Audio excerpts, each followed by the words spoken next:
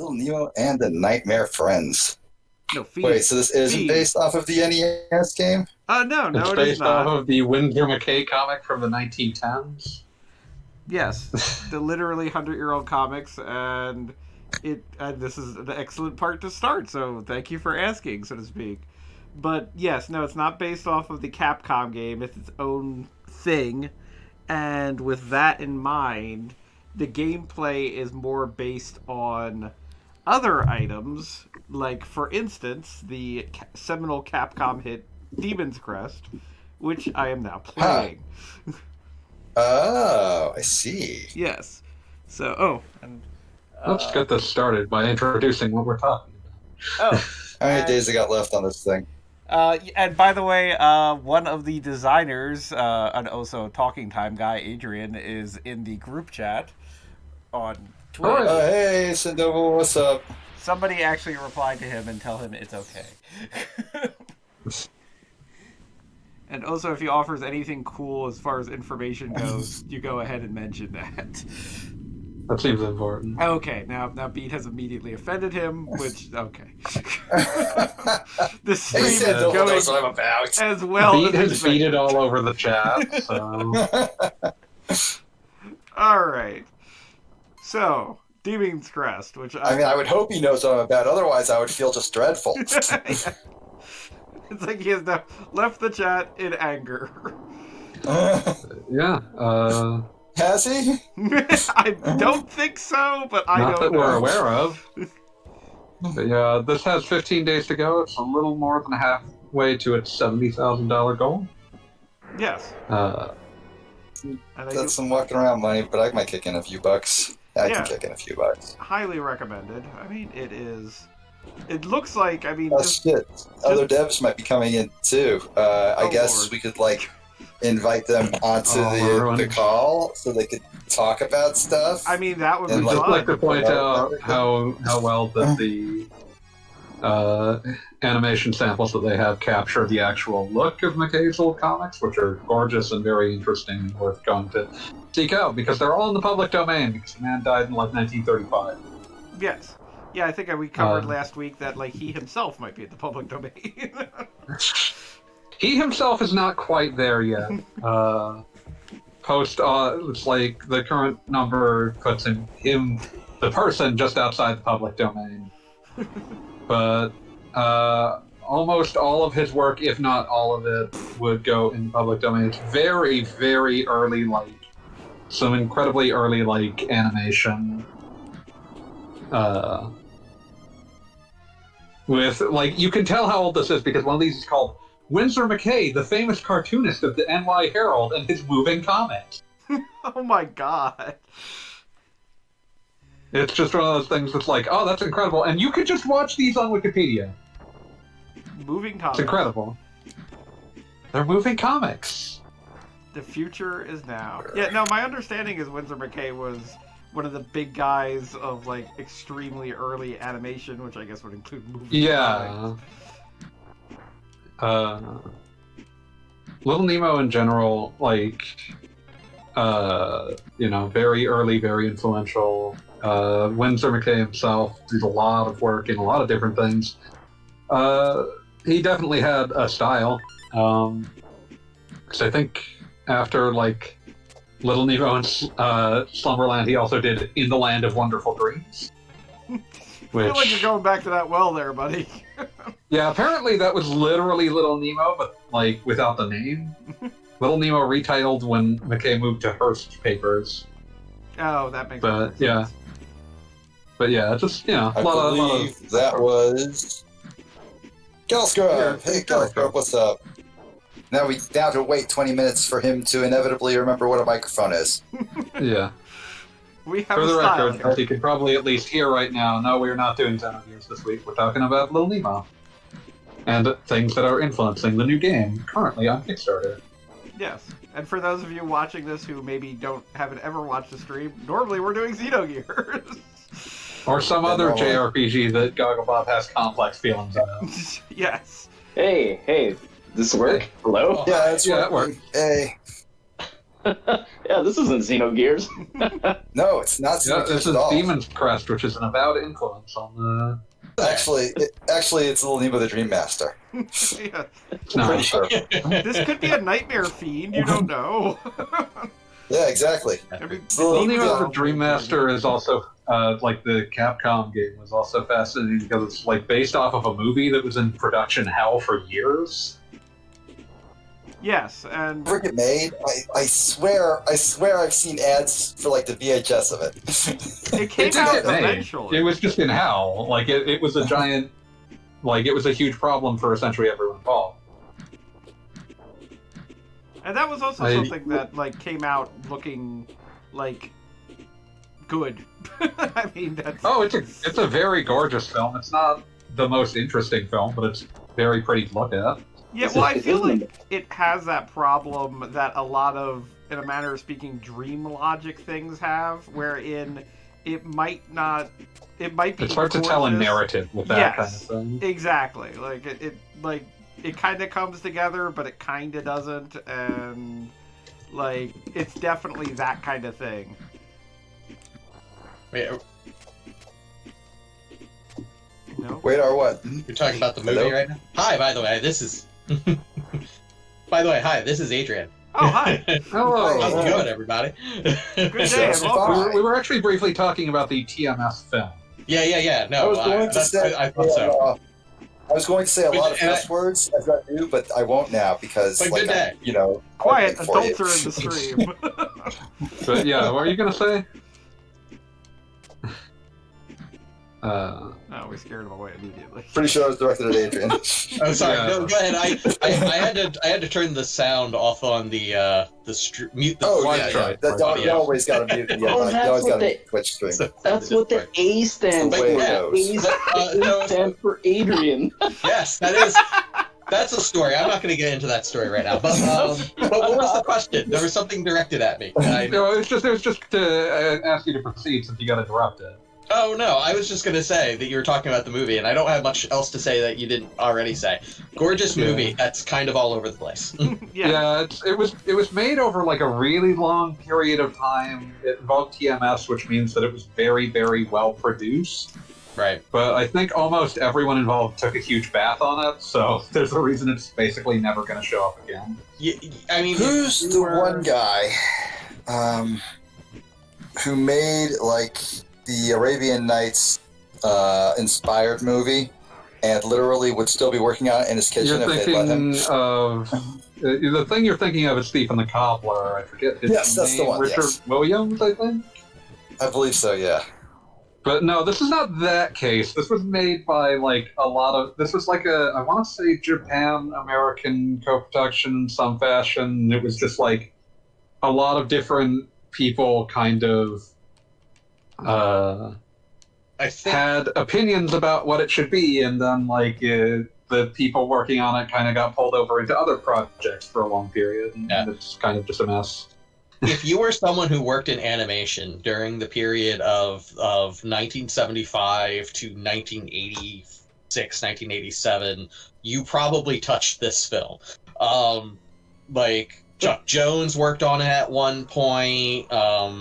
Like pretty much everyone was being in animation, but I believe it started as a Japanese production because the head of TMS really liked Nemo and been wanting to do a Nemo movie for years. It's very much like the kind of thing an animation historical animation obsessive would care a lot about.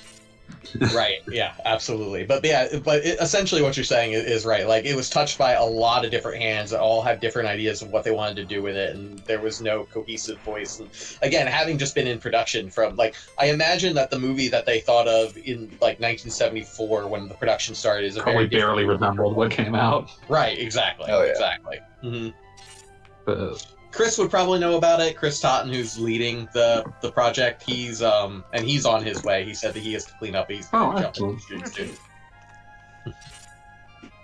soon. All-Star Night. Party.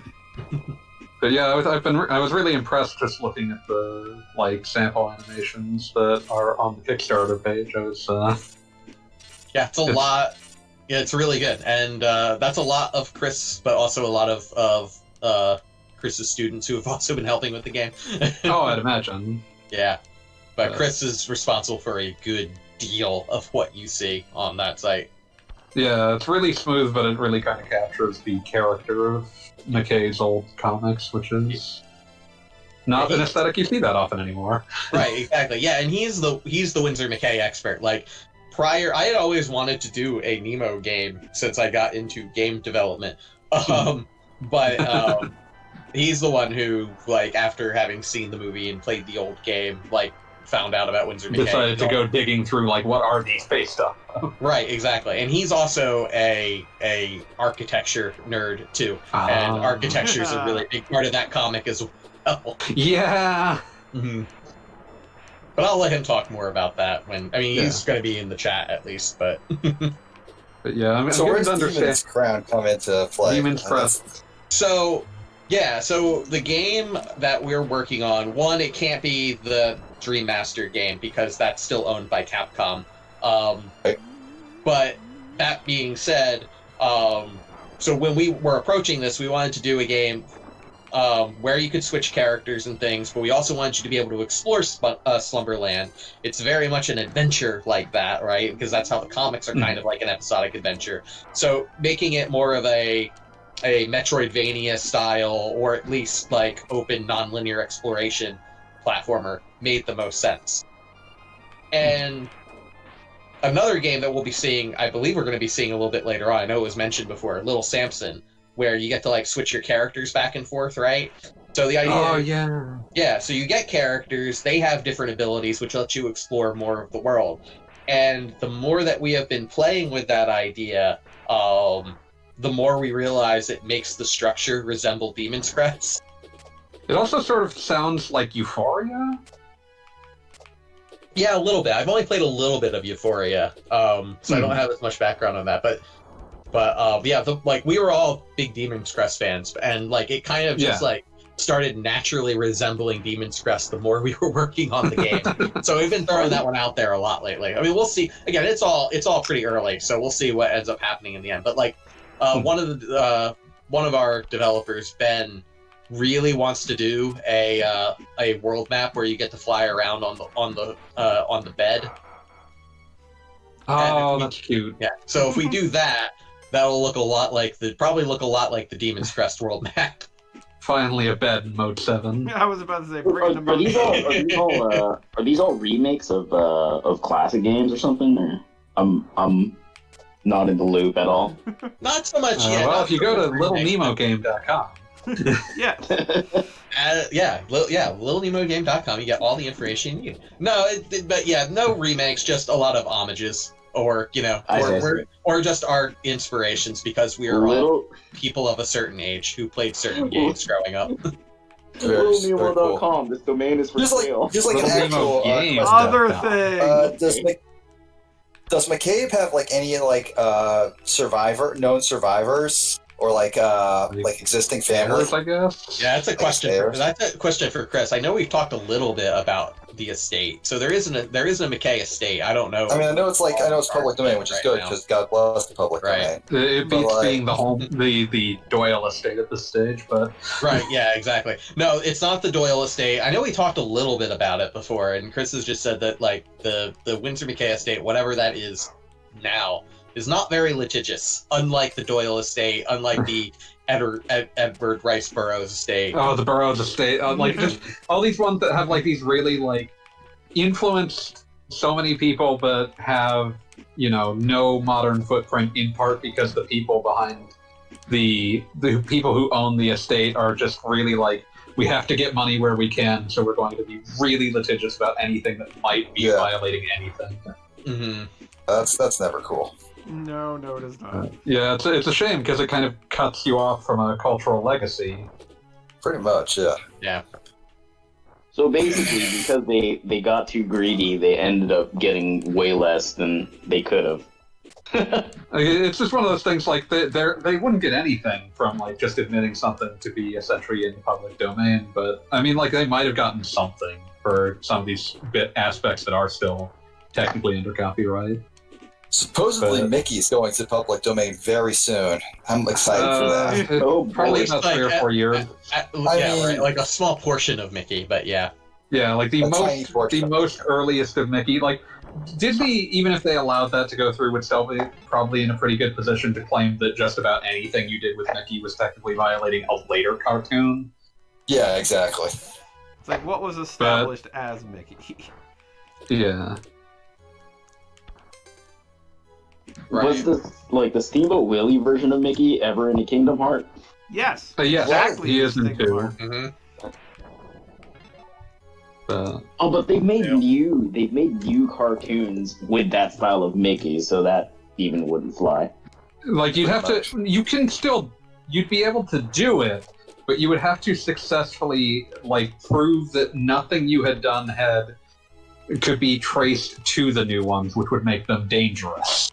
Right. So to bring this back to Nemo, one of the things so we can't do the TMS movie, but we might have say a plush of a squirrel on Nemo's bed, for example.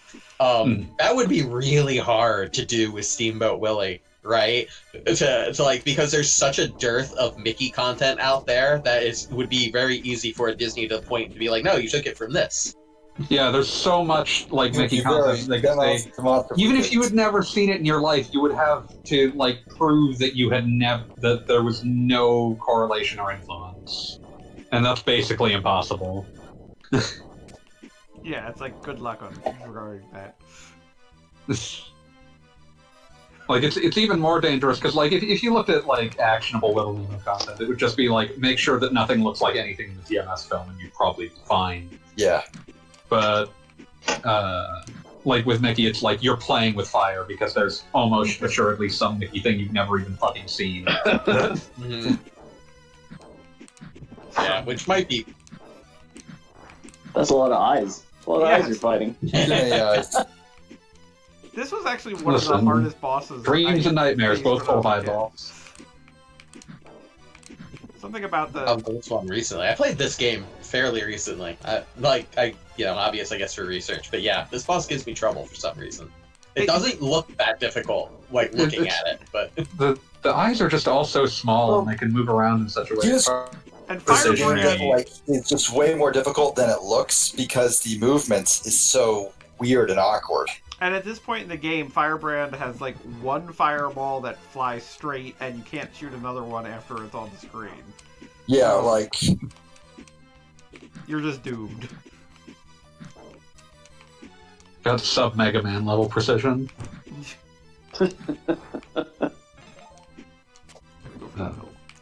And I'm trying not to abuse save states. I'm on the Switch, which does have rewinds, but this is a game that I feel like I know well enough that I should be good with. Did they release this on the Super Nintendo emulator? It's on the Super Nintendo. It's on the Oh, sorry, Virtual Console. No, this is not a virtual. It did get a virtual console release. That's not what Gogobot's playing. It's more just here's just a few Super Nintendo games for free-ish, but not that to free. sweeten the deal of your online subscription. Yeah. You get. I think currently about 30 or so. Yeah. Some of the they let off with some classics, and it seems like they always have to release at least one classic every. But then they fill it with things that are way weirder, and I love it. Yeah, you get legit. I'm much happier that and then you get I was never going to buy a copy of Operation Logic Bomb, but I'm glad to be able to play Operation Logic Bomb. Yeah, I played Tough Enough, and I was like, "This is the that game sucks, but it's great." Oh yeah, that game's horrible, but it's also amazing. If you've never everyone should go look at that and the Japanese cover where it's called Dead Dance, because the Japanese cover looks like an American cover of the era. Oh, cheater! I definitely Can you believe this shit, guys? I mean, that's what I would have done. Was there a save state? I didn't catch it. You just rewound a bit. There's a rewind. It's fine, whatever, man. You don't have anything to prove to the video game. Yeah. Damn, the Demon's Crest Discord will air your crimes to the world. I'm just gonna dump the Dead Dance. I'm just gonna dump the Dead Dance cover into the chat because it looks like an American game cover from that era.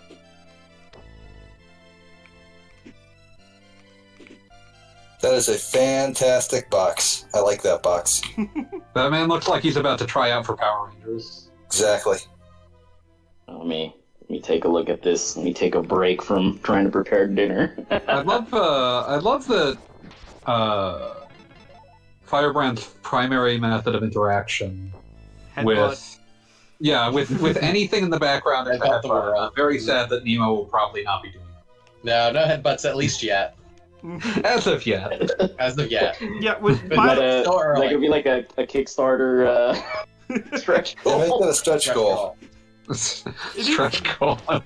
It needs to be like a completely random stretch goal, like it's just like $30 over the limit or whatever. It's just like There's actually like a really heavy, like Maybe. a really well thought out set of stretch goals. It looks like so. I think we might be a bit late on. Yeah, probably. Yeah. I don't know. There might still be time to add a headbutt stretch goal. What say you, Chris? It seems like flip might be the best one for headbutting. Chris is, by the way, by for Breakfast Studios now joining us. Well, he's not here yet, from what I can see. He's in the chat. Oh, Hello. should I give him like a Discord link so he can yell at us? I assume that. It's up to Chris. Chris, if you want to join us on the stream. Oh, that shopkeeper looks pretty rad. She's got. I mean, Animal. it's fitting the very metal aesthetic.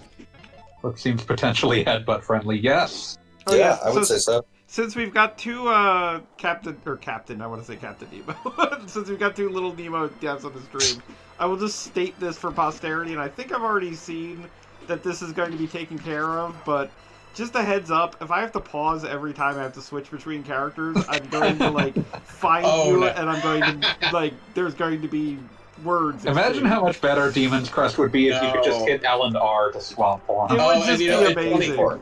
Because it's funny, because I think about that every time I play Little Nemo or Little Samson too. So you have to pause there. Oh yeah, that one has more of an excuse because they didn't have like shoulder buttons or really a lot to work with. I mean, Right. this is post Mega Man X, people. We can do this. Yeah, like this doesn't really. The only thing I can think of is that they were concerned about what it would look like when you swap sprites. But Yeah, probably a whole different thing to do, like a swapping motion or whatever you want to call it. But no, because Mega Man X it's just a palette. It's something I was thinking about with Super Metroid too, where you have to press select to go through your different missile selections. Oh yeah, like that's the one thing that like I think the GBA games actually handle really elegantly. It's yeah, with the L and R. swaps. Right, yeah, they did the LNR for diagonal shooting, but still that period where this was new, still figuring it out. It's like Things that people seem really obvious for a long now. time didn't know what shoulder buttons should be for. Right. Kind of feels like Rumble. Like there's definitely a period where nobody had an idea what to do at Rumble in video games, and it Or was like kinda a right analog stick. yes. There's PS2 launch games that have no analog support. Yeah, I absolutely believe that. It's Armored Core 2, right off the top of my head. No analog stick support at all. It's Wow, incredible. that is insane. I had no But idea. it's like they had gotten used to designing around the idea that no one could be guaranteed to have them, so... Yeah, because they like DualShock was an add-on on the PS one. But now, one of the things I'll say, another thing that we're doing for Nemo is that being able to swap between your characters on the fly really quickly is actually really important because you're going to be able to chain their abilities together. Oh man, Alright. That's sounds much cool. better. That's what I like to hear.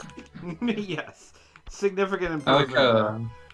like it's one of those things like it's cool when that happens. I can see why some games maybe don't do it because like that sort of sounds like it depending on how lenient it is, it really inherently makes the execution challenges harder. But I mean, it's really cool when you get to do it. Yeah, exactly. Well, and that's going to be a balancing act. Is trying to find the balance between, because I like character skill platformers. That Yeah. like another one. One of my earliest memories is Rockin' Cats, which has a lot of Oh yeah. Oh yeah.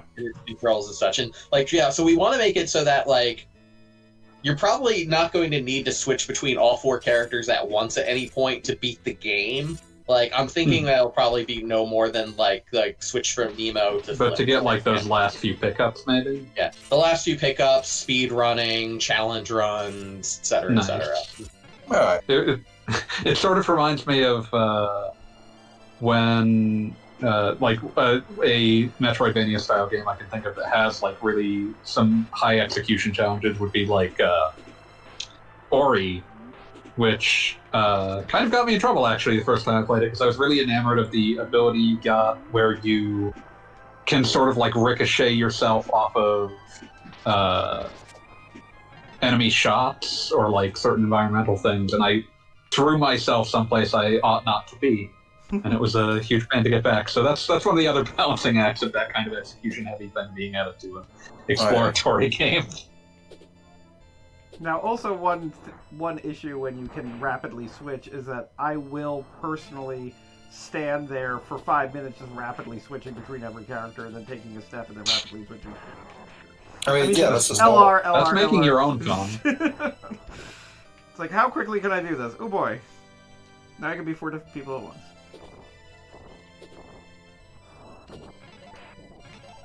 But while I'm thinking about like some of the avowed influences you've given about the new Little Nemo, all I can think of is immediately has the advantage over Little Samson of not being $800.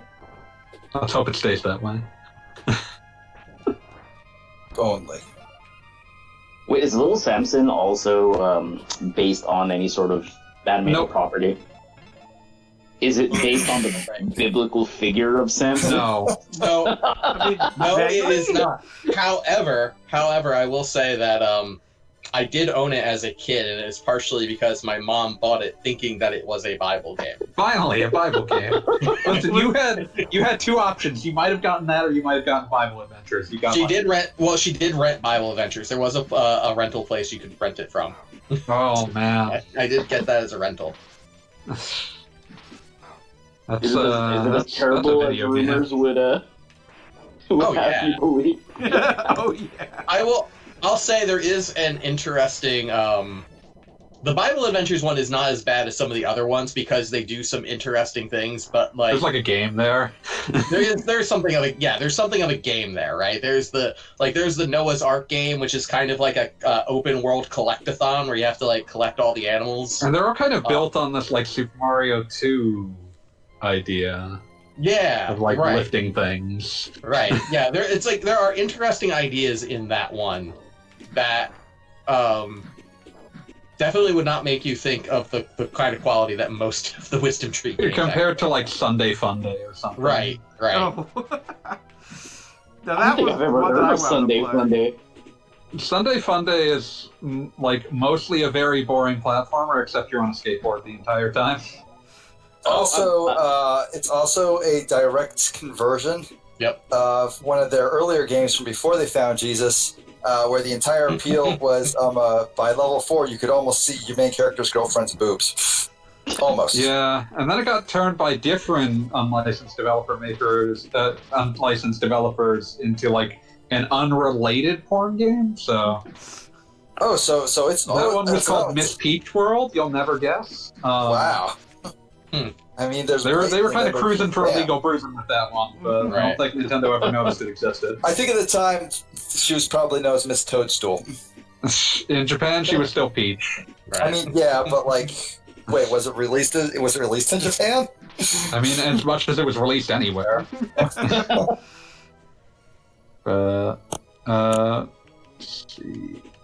Also, hi, Clockwork Griffin. Do you know they're dev or just somebody cool?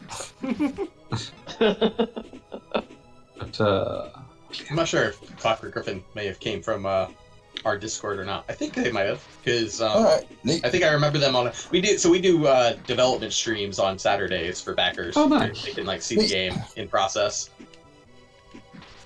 Well, then why would you even watch somebody play Demon's Crest if you've got that kind of content? Well, it's not Saturday. Oh, it's good true, point. it's not. There you go. Gotta Yeah. fill in the Hi, schedule. Okay, Clockwork Griffin says different than this. Yeah, hi. All right, cool. Thank you for joining Hello. us. Well, nice to meet you, Clockwork Griffin.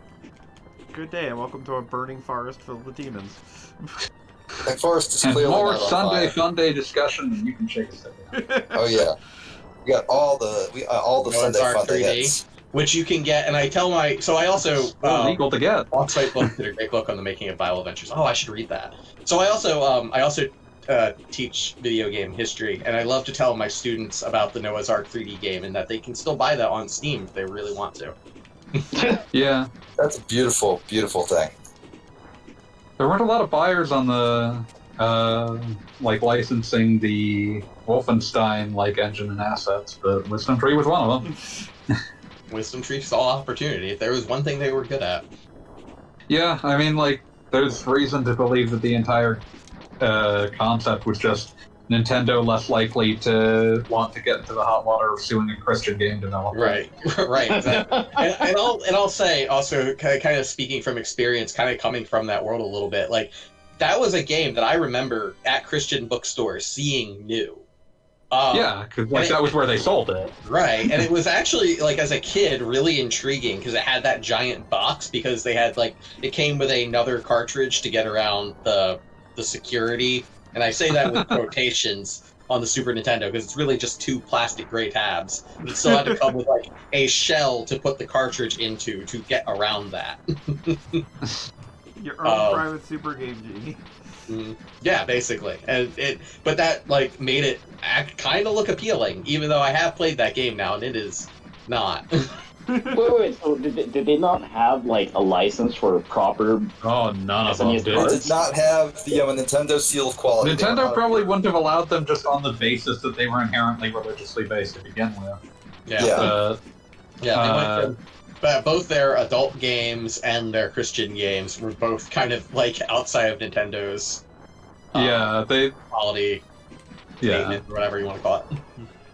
And there's reason, part of the reason they seemingly went to Christian games was the basis of they're not going to want to. We can sell them in Christian bookstores, which don't have to worry about Nintendo getting furious at them for selling that unlicensed games alongside licensed ones, and Nintendo's probably going to be less likely to try to sue us. But there's one of my favorite things I've ever seen on any YouTube video was someone had uploaded this infomercial or not really an infomercial, but an investor pitch or something for Wisdom Tree that's just talking about all of their unlicensed games and how you can tell that they're in the legal clear because Nintendo hasn't tried to sue them yet. I mean, that's always the gold standard for we must be doing all right because we haven't been killed yet. If they were gonna kill us, they would have done it by now. It's honestly a fascinating video for just what it communicates about how the company operated and what it was. So, Instantly, I do want to say a brief thing about Demon's Crest here, as I don't know exactly where the stream is for everybody. But I obtained the Tornado Fireball, which is something that really fascinates me from a game design standpoint, because this I think is a holdover from one of the earlier games, and it allows you to shoot out a platform that you can walk on. Which in a platformer, this is pretty cool. It's kind of like Mega Man item or something like that. And it's like Twitter. Yeah, it's great. But this is also a game where, literally the next level, as we'll see, you get the ability to freely fly. So it's It's the pacing issues. If you, had obtained this in another order, it would be completely useless. And as it is, it's useful for, one level. Or going back and getting an item in this level, which I'm going to OCD do. But one thing I'm going to assume that should we get the flying bed, it'll be a little better at is just communicating where levels are and how to access them. Yes, I have to ask for that. So far, again, we haven't completely figured out how it's going to work, and we don't have a guarantee on the flying bed yet, just because. Yeah. Should that be reached? Yeah. I like that you get to say we don't have a guarantee on the flying bed.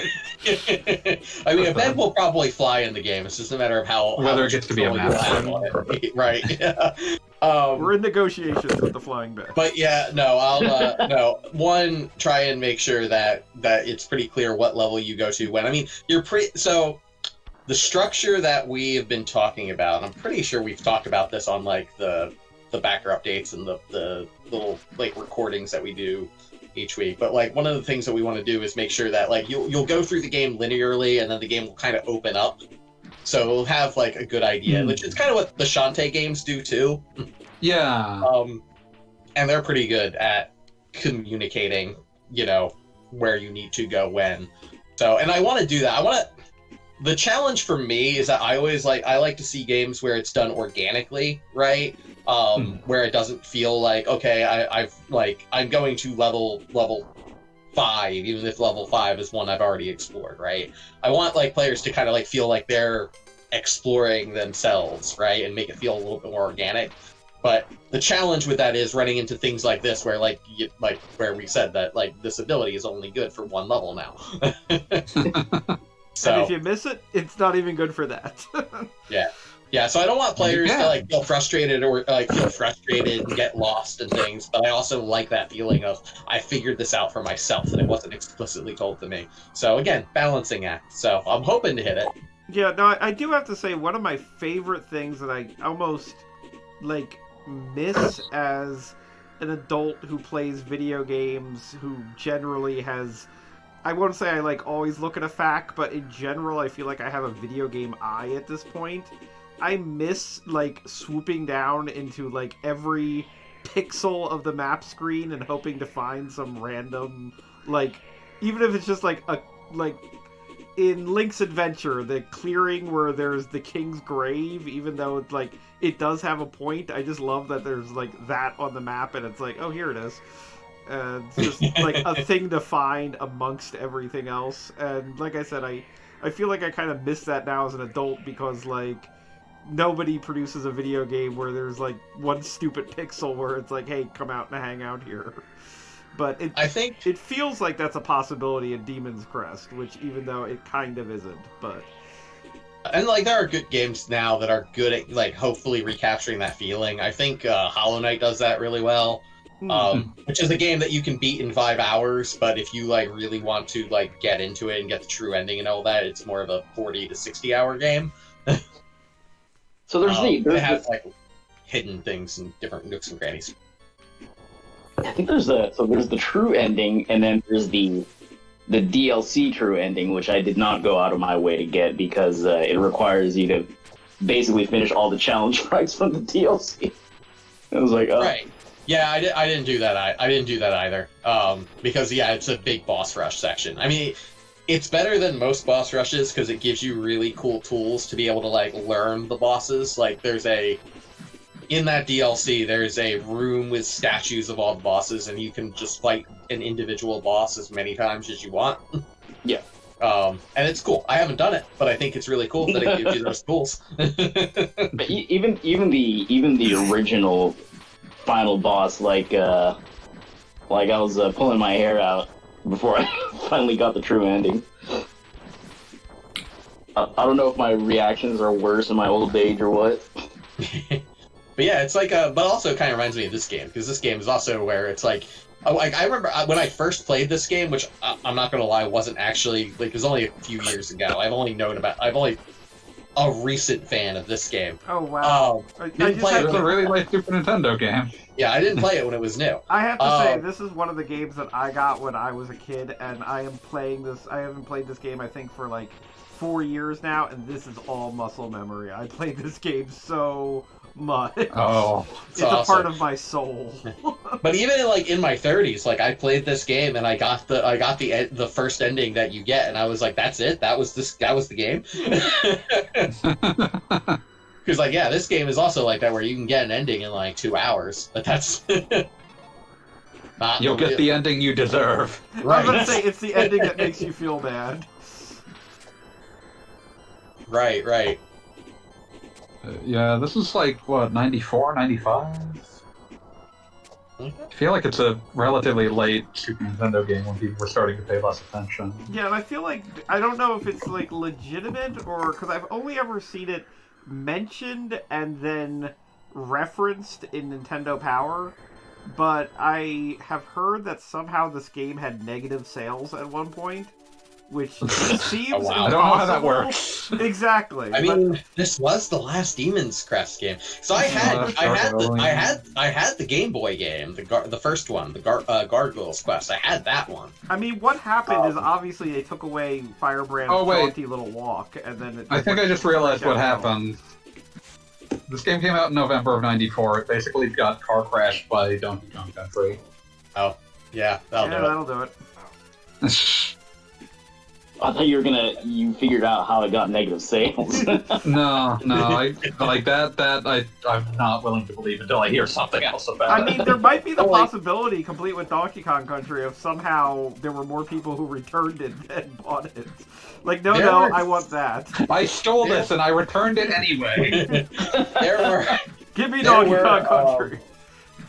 There were so many good games in that period of 1994 that, this kind of I can see this getting lost in the mix. Yeah, because you have Donkey Kong Country, I believe that's the same year as Chrono Trigger. No, 95 on CT. I think it might have been the same year as Mega Man X, which would have had more brand recognition. Right. Because this is not even even if you knew Gargoyle's Quest, this was not called Gargoyle's Quest 3, it was Demon's Crest. Right. You have to be on the lookout. Okay, this would have been Mega Man X2, but still more brand recognition. Maybe Mega Man 7 as well. I'm gonna double what Chris said in the chat, which is that, yeah, this does get me pumped for the flying bed. I really hope that we get to do that. I mean, you approach a furniture company about that, or oh man, Maybe underwritten by all those mattresses I get ad for on podcast. Actually, no, that's a great. There we go, Chris. Chris, we'll get sponsorship from Casper Mattress. I think that's a great idea. It's the future. Hello, Kishi. Where's Xenogears? No Xenogears. Only Demon's Crest and Little Nemo discussion.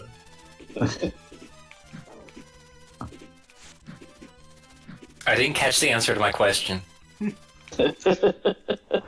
The gargoyle ate it. Or the flying wasp creature with a human face for some reason. Just because it's upsetting to children. It's a nightmare! What do you want?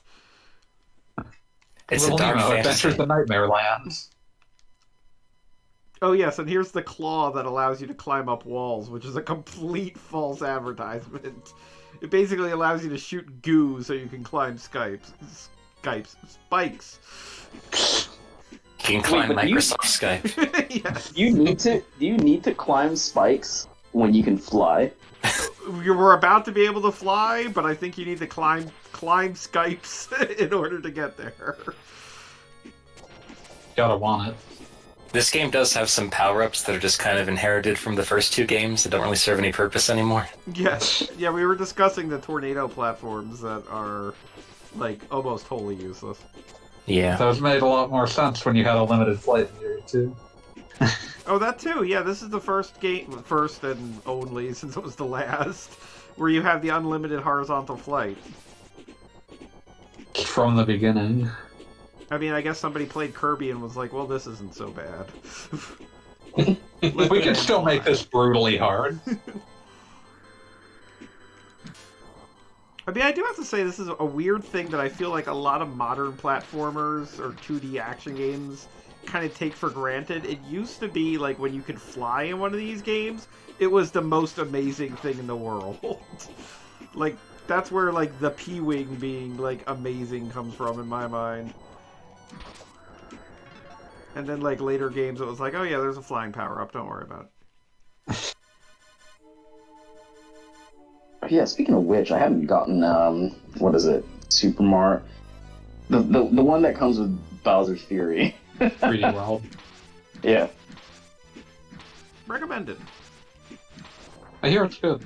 Yeah, I mean it's the base game, and then Bowser's Fury is a great, it feels like a Mario game condensed into something that's a little bit smaller, but all the good stuff is there. So, and also for some reason you can ride a dinosaur that isn't Yoshi. I haven't touched Bowser's Fury, but I will say that Mario 3D World is my favorite 3D Mario game. There's Oh, wow. I have so like much the to opposite it. tack, but I'm interested. Well, it's your least favorite? No, It's not my least favorite. No, it's my favorite. Oh. No, I think he was Yeah, asking okay. what I meant by the opposite tack. Okay. But- Okay. Yeah, it's not my least favorite, but like I'm personally like I like when 3D Mario is very different from 2D Mario, and that's not what 3D World's objective is. That's fair. I'm actually so it's funny because I am the opposite in that I like the 3D Mario games, but they're not what I want from a Mario. If that makes sense. I like so 3D World is like the closest I feel like I've gotten to being a 2D Mario game, but it's still like behind the back and all that stuff. With depth. Hi, Pixel Please, who is also known as Ben. Ben also working on Little Nemo. Oh, that's one of the other people mentioned in the Kickstarter. Yay! You got like an all-star caster. People who actually know what they're doing. Also, we all love Demon's Crest, but I would say that Ben's probably the biggest champion. He was the first one to say to bring up the 3D bed world map. Listen, that's something that you can't just sit on. You gotta bring that up. So it can By have a definition, chance you have to exist. sit on a bed. No, sometimes you lie down on it. Fair. You could stand on a bed, too. Let's not get crazy. Can't believe this like bed absolutism coming from Sandoval. Yeah, you need, like, one of those bed alignment charts. So are you actually playing Demon's Crest because the Little Nemo devs are enthusiastic about it? Yes, that's exactly why. That is the thought process. It is one of the games that we list as a key inspiration. Wow, I had no idea. Well, you see, there's a website that's on the screen right now that could give you a feeling. Yeah, I just noticed it right now. What, really? Well, no, because I've been I'm preparing dinner, so this is also just incidentally on the Excuse TV. me, I'm preparing dinner. I had noticed it, but I can't actually read. What's this here? It's just saw squiggles, and I assumed it was about Little Nemo. As I assume with all words I can't read.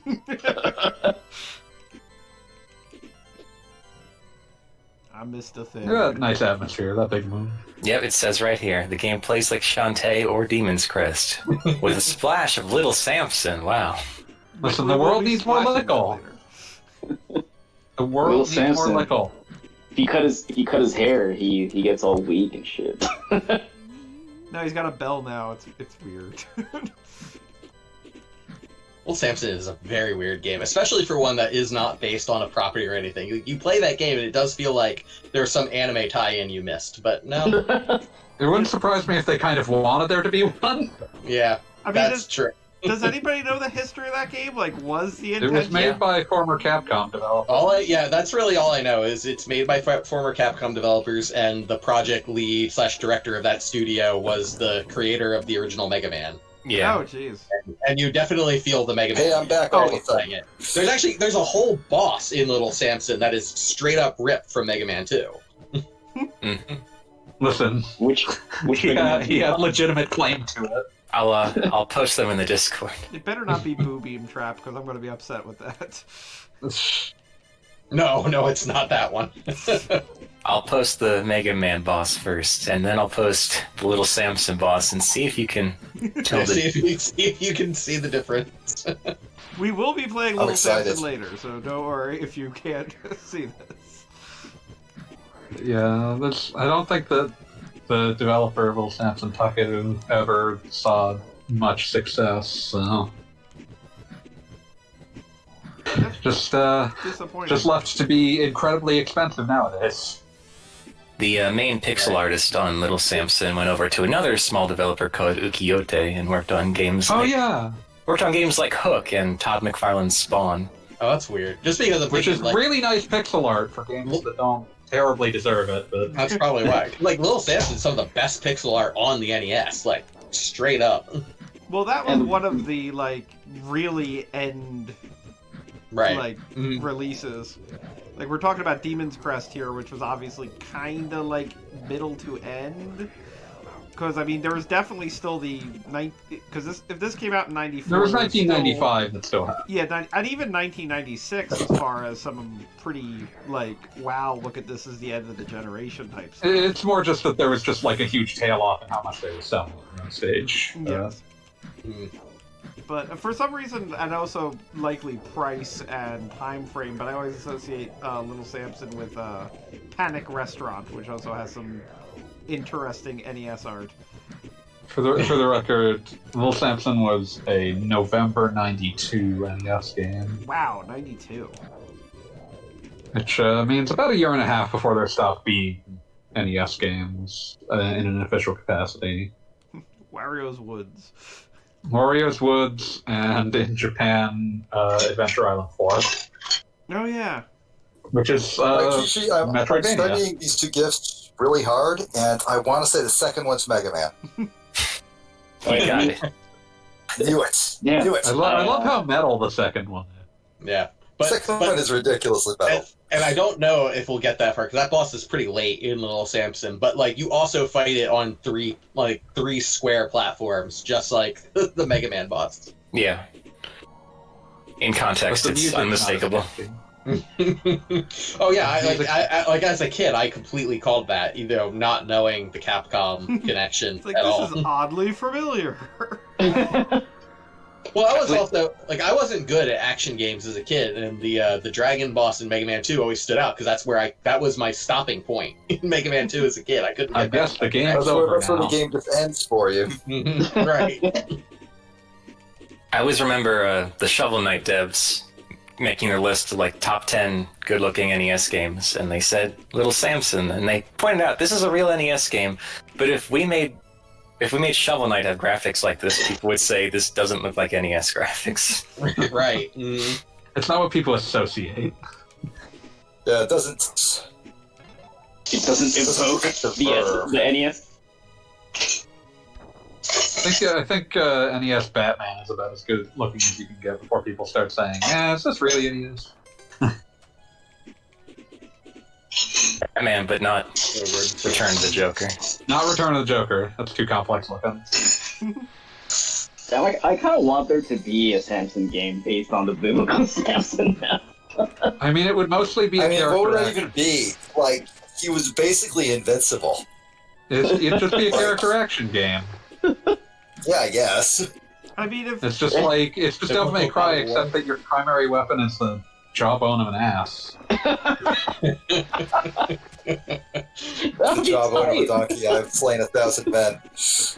I mean, I'm thinking, like, what was that one awful NES game where you have the choice where you're either a little dude with a gun or you're basically Rambo, like, with giant muscles.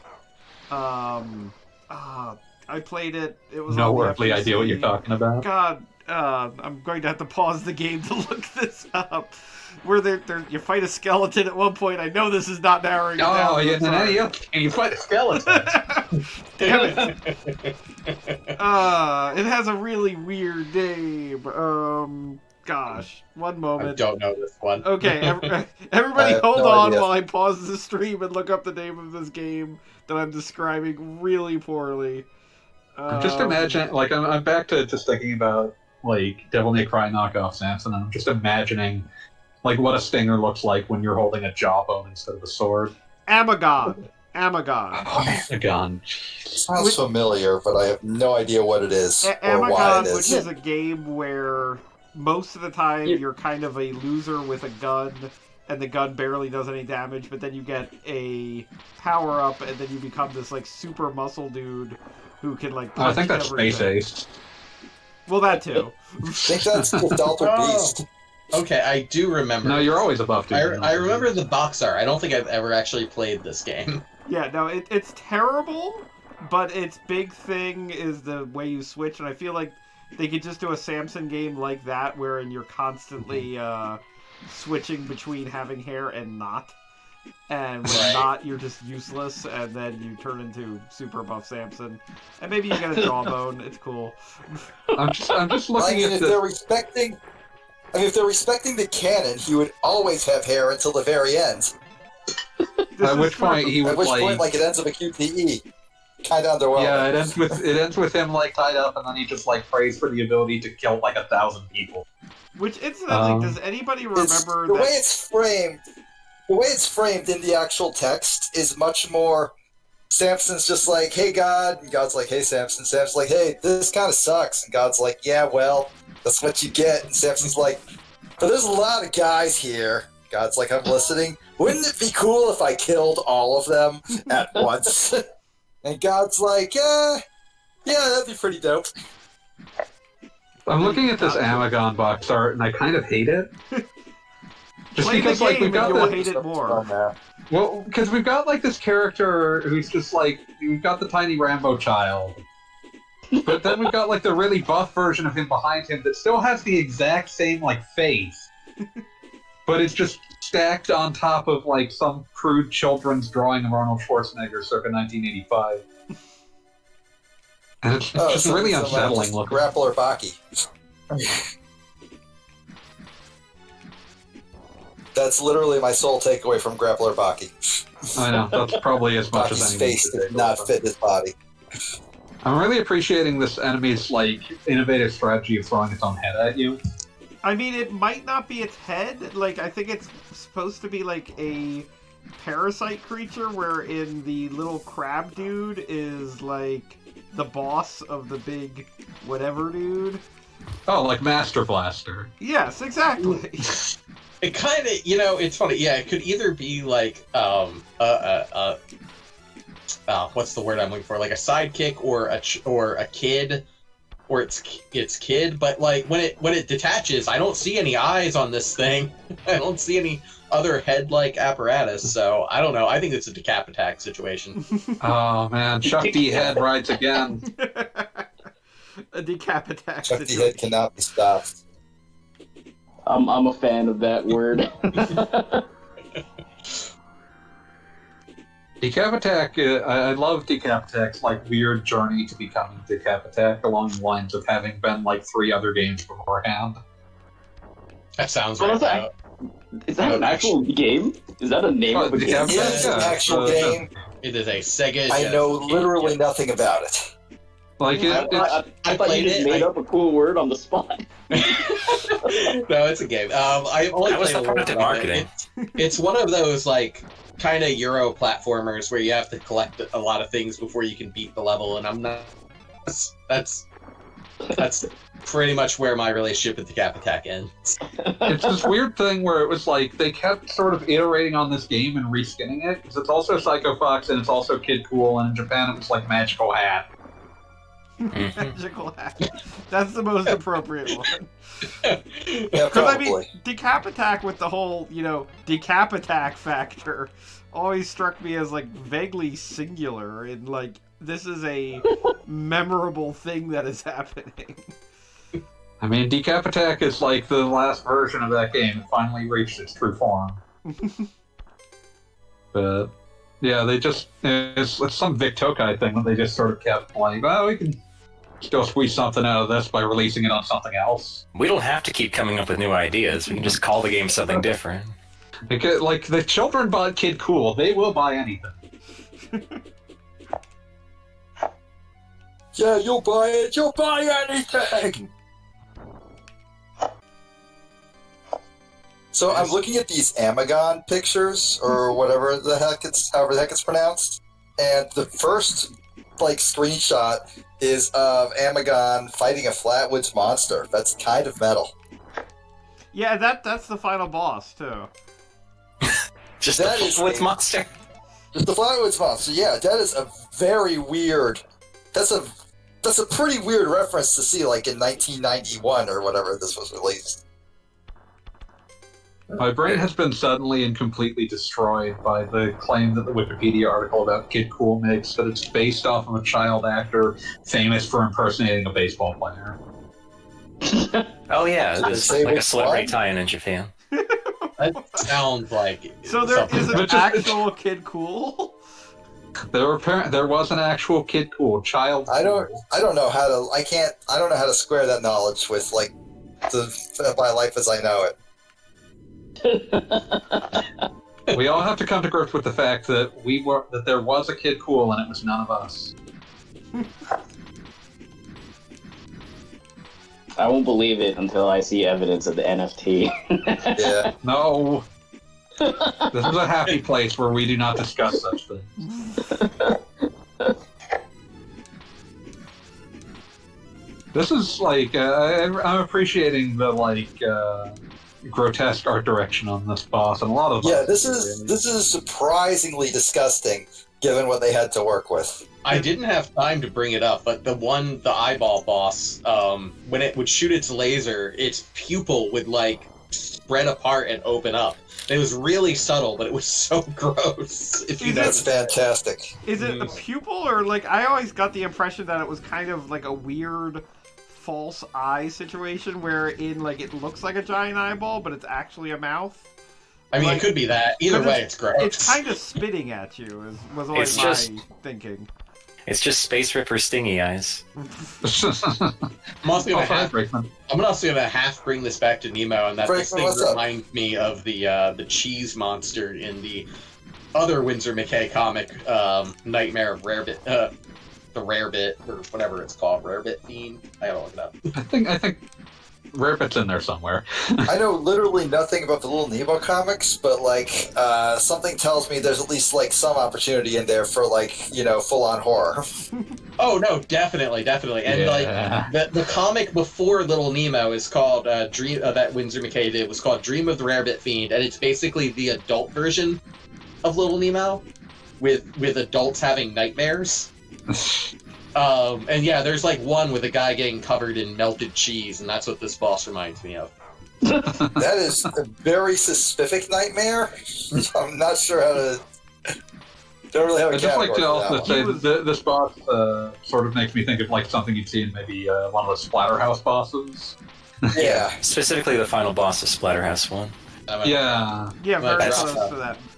The melted cheese man. I'm gonna drop a picture of the melty cheese man in the Discord. Oh no! Thank you. Oh no, that didn't, and it didn't show the picture. But if you click on the link, it'll go. I will trust the link to that. It's a Wikipedia link. Oh god! All right, let's see this melty cheese man. I can see why this upsets someone. Yeah, I do have to say that I'm going to internally remember this because I had to explain Rarebit to my wife because we were having fondue, and then it was oh, this is what we can do at leftovers. And then I literally said, it's from the Little Nemo comic, and then that was an entire other conversation. That is one of the most loaded statements you can make at this stage in human development. Little Nemo. I mean, I do think this is what a Rarebit Fiend would dream of. Yeah, no, absolutely. What's the criteria for damaging this guy? Because it seems his eyes gotta be open. Yeah, but he's shot him hundreds of times with his eyes open. He hasn't flashed any of them. The thing is, all your different forms and attacks in this game deal different amounts of damage to different things. Yeah, and there's no indication of this. I never remember what is supposed to be effective. I'm also finding new ways to die here. If I could change anything about this game, the first thing I would change is just health meters for bosses and even regular enemies. Yeah, everything in this game is a little too much health. The future refused to change. At least number indicators for how much damage you're dealing. I believe in you, Goggle Bob. I don't believe in you anymore, Goggle Bob. Okay, Goggle Bob, this is getting old. It's one day, with prescient knowledge. Someday we will find the timeline where Goggle Bob finishes his boss. I know you should basically never attack anything as Aerial Gargoyle because they tried to balance the flying ability by making its attack useless. Except for those little axe dudes instantly die from it. Yeah, maybe one or two things. In the level. There's one or two things. But yeah, I can believe that because the unlimited mobility of Aerial Gargoyle does trivialize most attacks, but there's no reason to be Aerial Gargoyle otherwise. And I think Ground Gargoyle's attack is generally stronger, but it's hard to hit anything with it. And it's hard to hit anything with it, and you can't get in position to hit anything with it to begin with. Yeah, and he doesn't have wings. Wait, so you Is it the stage right after this boss is when you get the ability to free fly?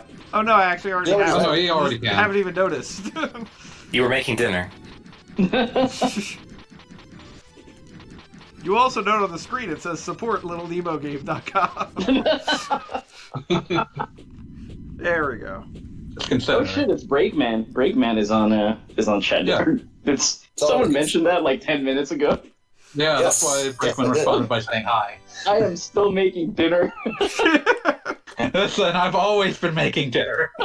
We're never not making dinner. Been making dinner for 10,000 years. We have always been at war with making dinner. What is dinner anyway? I'm curious. It's a rare bit. Oh no! Oh yes, Now see, that's you something. found the crest of water. Can we have like a Little Nemo like recipe night where things are inspired by Little Nemo and just we make food that like is appropriate, which is mostly just Rarebit that we'll be afraid of. Surprised that we haven't made that a backer update yet. The official Little Nemo cookbook. Chris said in the chat, I've actually thought about that. The food of your dreams. Come on. Well, like, I think the first stretch goal in the game is the kitchen, where you can make food to get buffs and debuffs in the game. So it would be appropriate, especially if we make that kitchen stretch goal.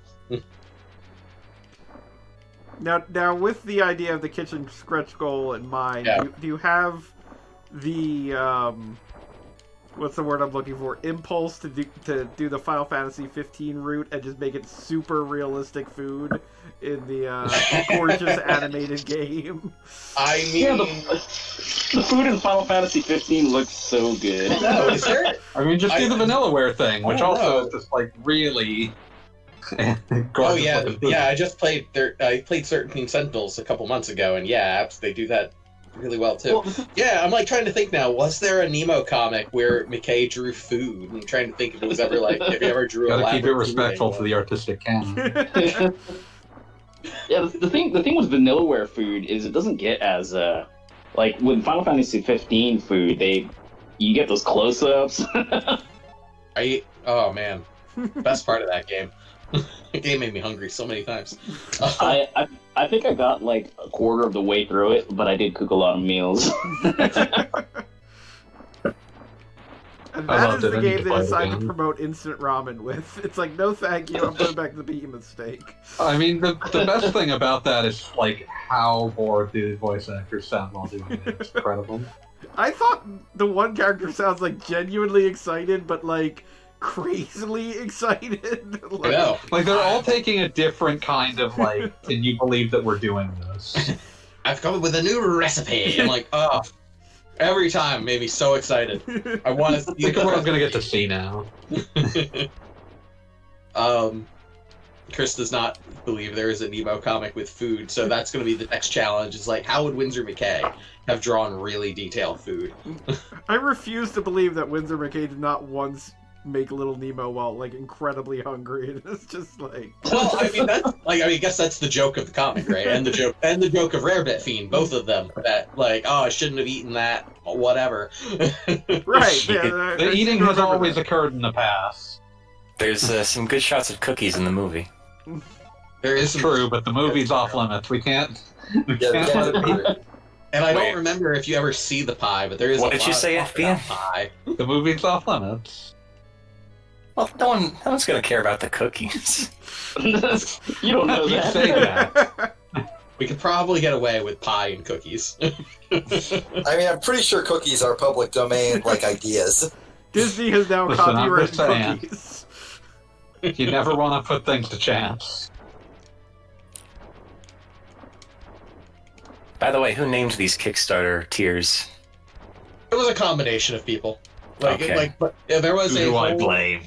there was a whole conversation of like what kind of dream and sleep puns could we put up. I know I think both me and Chris had the idea at the same time to do Beautiful Dreamer, but I really wanted to do Beautiful Okay. Dreamer because of the Urusei Yatsura movie. That's the reason I asked. Okay, yeah. Well, And I thought it was a I Legion of believe me and Superheroes Chris had that reference. idea at the same time. I was absolutely assuming Urusei Yatsura. Which is a movie that I've been watching several times for inspiration, because I'm not just pulling inspiration from Nemo for things. Is there a Baku in your game? Ooh, there should be. I don't think we've talked about that yet, but like a Dream Eater, I mean, yeah, that'd be great.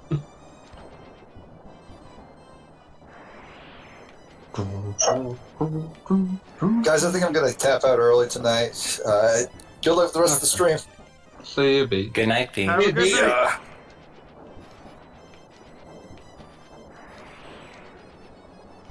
So here we are fighting a giant snail. Firebrand decided that he just hates fish in general. I mean, an interesting thing about this game that I've always found fun is that, like, there are a number of bosses that there's really no reason you're fighting them at all. Like, you get a health power-up or something, but, like, why was Firebrand even here in the first place is kind of a question. I don't know, he's just kind of a dick. I'm not sure if you've been paying attention to how he... his motivation throughout Gargoyle's Crest and this in particular. I mean, it's literally canon. It's stated by the one guy that, like, he's happy that the final boss is in charge now and Firebrand has been kicked out of town. Just kind of a dick. Firebrand read something that said he can't fight the true last boss unless he gets everything. This is why you don't teach Firebrand to read. So I think it is 9:40. I am going to tackle the Ice Palace, or whatever that area is called, and then we're going to switch over to Little Samson. Sounds good. What about Phalanx? Yeah, no, we're not getting that far. However, I will save the date, and we can revisit this on another night. But I do want to get to Mighty Samson before, like, anybody else loses steam. Oh, you should just put in the password and fight Dark Demon real quick. Oh, yeah, no, I'll just do that, and I'll win, and that'll make perfect sense. Just, yeah, real quick. First try. God. For those of you who aren't in on the joke, God, that boss is a monster. Is that like the true final boss or whatever? Yes. And it is, I made the joke on my blog with a picture of it. It says last known photo. Like, it is a monster of a boss fight. And... To fight the Dark Demon, you have to collect everything in the game, then beat the normal final boss, and then the game gives you a password that just starts the game in a state where the Dark Demon is unlocked. I get the sense this game may have had some issues before it came out. Well, and you also get the ultimate crest, which gives you the abilities of everything without having to switch. Which I've never been quite certain if that's like the ultimate reward or them just saying, we could have made this all one thing, but we didn't. Like, it seems like there's a principle in there. It'd be kind of like, I don't know, just giving you a password in Final Fantasy where you start at level 99 and have everything equipped. It's like, I guess this is cool. But damned if it doesn't feel empowering, to be absolutely clear. Hey, just double checking. Chris was asking if he could get the Discord link to jump on the stream with us. And I know this is Beat's Discord. He just left. Just go ahead and try them. Yeah. All right, no problem. Just tell him he's allowed in, but just don't break anything, you know. You don't break it. as though a Discord with these channels in it is worried about breaking something. Yeah, don't go in the censored chats. Those are just terrible. Don't go into some cat. Well, I'm sure you heard that, so there we go. Don't jump right into that. Boom, boom, boom. Chris might be joining us in a second. Right. The more the merrier. Cool. I mean, for once, we're actually staying on topic tonight, so... That's weird, isn't it? I don't even know what's happening. I don't know who we are anymore. Isn't one of the, like, power-ups in this require you to, like, win a really obnoxious minigame about beating your head against things? So, just to double check, because this is also my first time on this, like, just joining the stream, period. And everyone's been asking, where's Xenogears? So we're on Xenogears currently, right? Like... Yeah. I know there was a lot of Xeno saga going on at some point, I thought. Yeah, Xenosaga was... That was not a stream game, thankfully. Yeah, that was a screenshot LP. Yeah, I can understand that. And then... and I say that as someone who's honestly a fan of Xenosaga, I'm not gonna lie. Yeah, it's just not much of a stream game. Yeah, absolutely. But not that Xenogears is like right up there, but I feel like I literally said on the stream the only way I was ever playing Xenogears again is if I have somebody to like commiserate with as it's happening. It's funny because I've been thinking, I've been fiending, kind of fiending to play Xenogears again. It's been a few years. So. I mean, that's kind of the thing. Every time I think about replaying it, I get about like 5 hours in, and then I'm like, okay, maybe not. My problem with replaying any RPG is I always burn out in the first couple hours. Like, I don't like to play the intro to RPGs. I always want to play the later parts. And I was going to say that, amusingly enough, I found that now replaying it, Xenogears has an excellent beginning, and then it really loses steam right around the time you're skulking around the sewers doing nothing. Yeah. Long game. Long game. And yeah, those sewers. I remember when that game was new, and people really dug it when it was new. Like, I was on the internet, like, fairly early for a lot of my friends at the time. And I was trolling RPG boards on America Online. Yeah, and you and I were probably friends. were you on the antagonist boards at all? No, unfortunately, I guess. That's where I was most of the time. Was because antagonist was like the AOL video game area. Gotcha. And the AOL and they had an RPG forum, and like people really dug Xenogears at the time. You know, it's kind of like remembered now as kind of this kind of weird semi-average game, but like at the time, people really liked it. Well, I always joke about the fact that like it introduced so many philosophical ideas to people who had just played like games where you fight the lizard. And exactly good for someone who's like 14 learning a lot of things right about now. Right. It's like, let me tell you about Carl Jung. Oh, Ben! Oh my goodness, Ben remembers the ant boards. Yeah, I was kind of addicted to the ant boards back then. And like, no, I remember very specifically too that the feeling there was that no one cared about Final Fantasy VII because they all liked Final Fantasy like 3/6 the best. And they were all like, no, if you want to play an RPG on the PlayStation, you have to play Xenogears.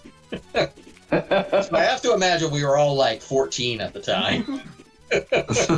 Something like that. I mean, that was the time to be 14, I would imagine. Right. Yeah. I wasn't, but I assume as much. Same with why I like Chrono Cross as a fan of Chrono Trigger as a kid, because it was like I was a teenager at the time. It was the perfect time for that game. Chrono Cross and Xenogears are almost the same game in a lot of ways. Right, yeah, same people. But one's really good and one's really bad. This is one of those, like, always lies and always tells the truth things where you have to then guess which. It's like, amazing when you just look at, like, Xenogears, be like, oh, Kato just, like, recycled an entire plot point here.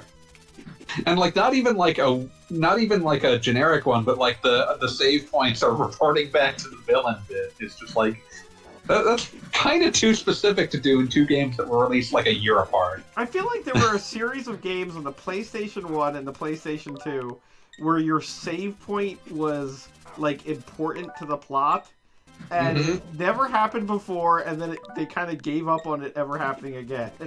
And that was a big thing for Kato games, especially. Masato Kato was like obsessed with that idea of like, what is the save point textually? Mm-hmm. Yeah, but other games did too. Even Silent Hill, oddly, but I didn't find that out until like reading the supplementary material that was the idea. Wait, how is it? It's like Xenogears and Silent Hill 3 specifically. They're like occasionally when you die, Valatail, the one of the gods of Silent Hill, drags Heather before it reloads your last save, and according to like the Book of Memories or whatever the additional supplementary, the idea was that he was literally dragging her back to the save point. Interesting. Also Silent Hill 1, it's just Harry writing down whatever's going on in a notebook. Yeah, like that in Resident Evil was just like, okay, that's cool. I just like that as a concept. Like the old journaling, like I can live with that as a save point. Right. It wasn't like no, this is where your clones come out or whatever it was. Like in like Xenogears. It's just this is the last known record of what you were doing. Right. I mean, you still kind of see that in a lot of games, like the modern Yakuza games. Like, it's always supposed to be your character on a phone, so it's like the last person who heard from them says what they were doing. That's cool. Also, it comes back in Silent Hill 3 because at one point you actually find one of Harry's old notepads that he wrote on. I just like to imagine that it just has like a list of items in his possession.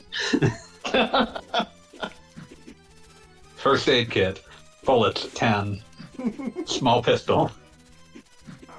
Hey, can you guys hear me? Yes. Yeah. Hey, hi, Chris.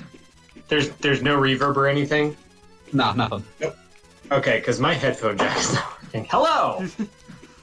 I heard you briefly reverb right when we started, so it's good to hear that that is no longer the case. Yes. So this is Chris. Hi. You want to introduce yourself?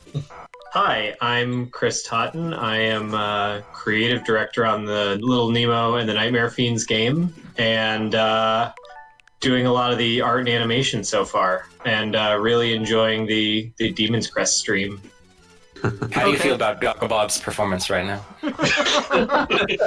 It's about same as mine. I really try not to use the rewind feature and like just kind of let the game overs take me. But watching this, I'm like, oh, you know what? It's okay. Sometimes you just gotta rewind. Embrace the rewind. Right. Be kind, rewind. So what are your opinions on flying beds? I am pro flying bed. I really want to unlock flying bed. Ben says it's painful to watch. Ouch.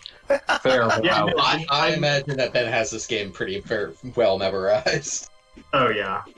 But yeah, I think Bob has it memorized. I have it memorized, but it's like 5 years of atrophy here. I want to say that's the last time I played this. You're doing better than I would have. But anyway, flying beds. Yeah, no, I'm very much in support of the flying bed, and again, like watching the stream, it got me kind of like, oh man, and it could do that, and it could do that, and it could do that. So I'm excited. I'm excited for that. You all were mentioning the kitchen briefly earlier. I'm excited about kitchen, like potential kitchen. So like hoping we get there. But it's going pretty well so far. Yes, yeah, you guys seem to be making excellent progress as far as you're like 50% at the 50 mark or something like that. It sounds about right. Yeah, no, we hit that yesterday morning and then have been climbing from it pretty steadily. We had a pretty good day today. And folks have been like very, very nicely helping us signal boost, which is good. Because like I've run Kickstarters before, and just that middle section is a slog. Because you're just like looking at the green number, like do something, do something, Please, please do something. But yeah, I have a question. Yes. What kind of difficulty options will the game have? For people who can't play games without cheating. So we've been talking a lot about adjustable. I mean, Adrian can. This is like Adrian's like area of expertise right here. But we've talked a lot about like adjustable difficulty. Like players can kind of make of it as they will. So not a catch-all like easy, medium, hard, but if you want to nerf Nemo and make it so that it's like really difficult to get around, you can do that with like potential kitchen options. If you want to like power yourself up through some of the same things, you can. We want people who want to enjoy the story to enjoy the story, and like we want to make the kind of, I guess, main pathway like decently like challenging but decently accessible. But then in terms of like if somebody wants to sequence break and speed run and do all the crazy stuff with the character abilities, like we want them to be able to do that too.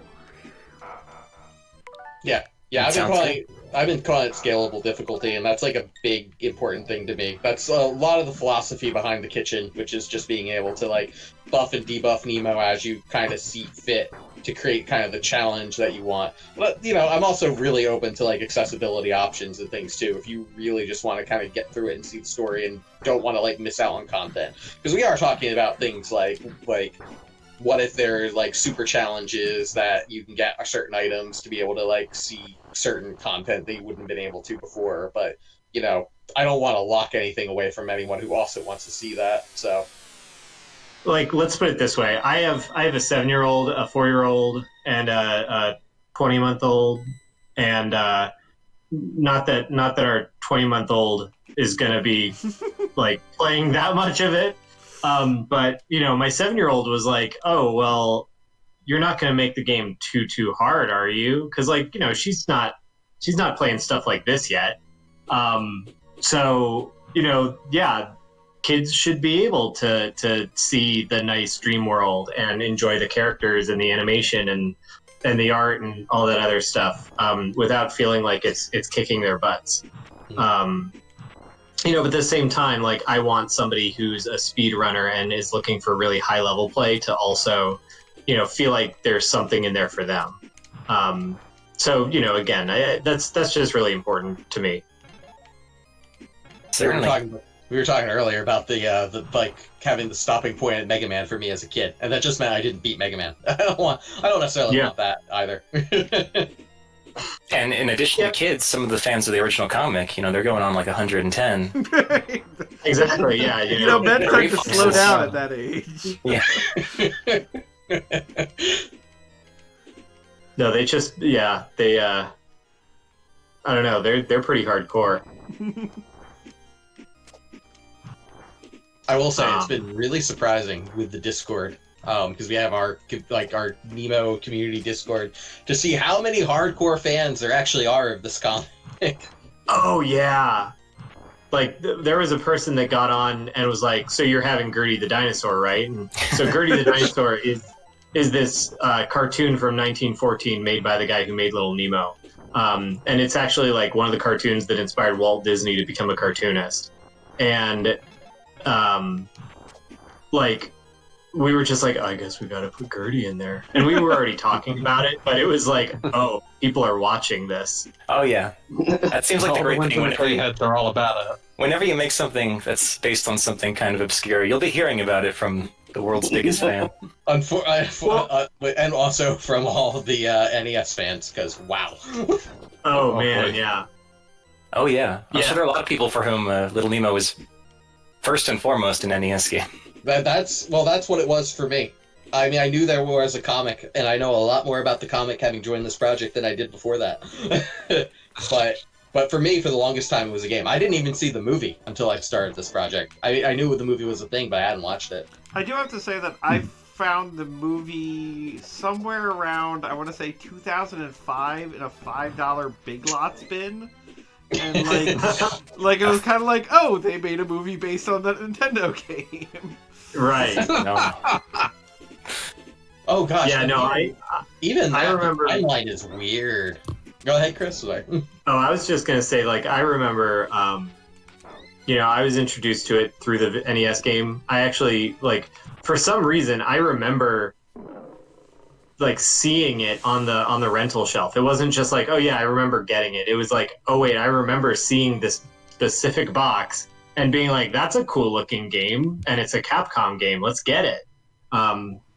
So yeah, I played that. I actually found the comic by, you know, looking up, you know, in like the emulator era, you know, like, oh, what was that? Oh yeah, Little Nemo. Yeah, that was a cool game. Let me look that one up. And then I look it up, and it was like, what are these comics? What?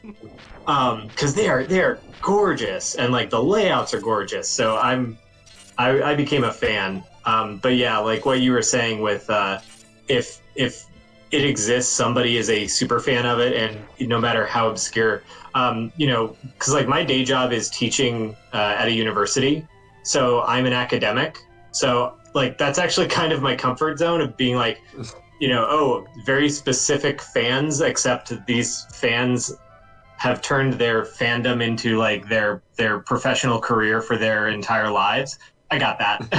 I can handle that.